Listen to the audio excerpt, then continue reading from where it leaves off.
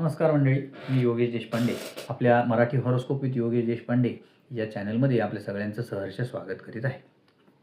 या व्हिडिओमध्ये आपण मिथुन राशीचे साप्ताहिक भविष्य म्हणजे 12 जानेवारी 2026 ते 18 जानेवारी 2026 पर्यंतचे साप्ताहिक भविष्य घेऊन आलेलो आहे.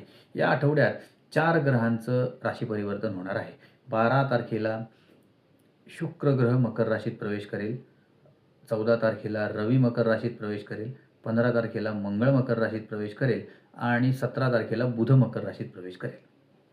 तर या राशी परिवर्तनामुळे मिथुन राशीला त्याचे काय परिणाम होतील ते आपण आता पाहू.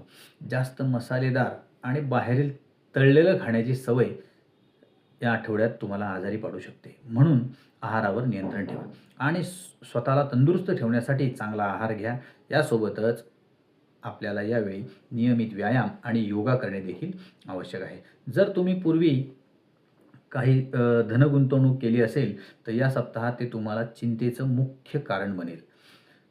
तुम्हाला तुमच्या चंद्र राशीच्या 9व्या भागात राहुदेव बसलेले आहेत, त्यामुळे आर्थिक हानी होण्याची शक्यता आहे. म्हणून तुमच्यासाठी उत्तम हेच असेल की कुठलाही निर्णय घाईगडबडीत न घेता विचारपूर्वक घ्या.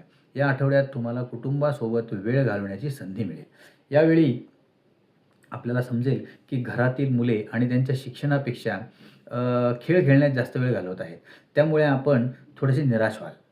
आपण या दिशेने योग्य निर्णय घेऊन त्यांच्यासाठी काही कठोर नियम पण बनवू शकता. तुमच्या चंद्र राशीच्या 10व्या भावात शनिदेव बसलेले असल्याकारणाने या सप्ताहात तुमच्या कार्यक्षेत्रात अचानक तुमचे बॉस किंवा तुमचे मॅनेजर कोणीतरी अचानक येऊ शकतात आणि यामध्ये जर तुम्ही तुमच्या कामात जर काही चूक सापडली तर याचा नकारात्मक परिणाम सरळ तुमच्या करिअरवर दिसेल. अशात तुम्ही कुठलेही काम घाईगडबडीत करू नका. त्याला यशस्वीरित्या पूर्ण करा. जर तुम्ही बेरोजगार असाल तर या आठवड्यात किंवा आपण आठवड्याच्या मध्यानंतर तुम्हाला बऱ्याच चांगल्या संधी मिळतील.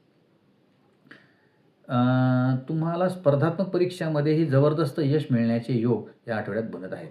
तथापि यासाठी आपल्याला आपली संगती सुधारणे मात्र आवश्यक आहे आणि केवळ अशाच लोकांशी संवाद साधणे आवश्यक आहे जे स्वतःच्या शिक्षणाबद्दल, करिअरबद्दल गंभीर आहेत. अन्यथा तुमचे मन शिक्षणापासून भटकू शकते. धन्यवाद.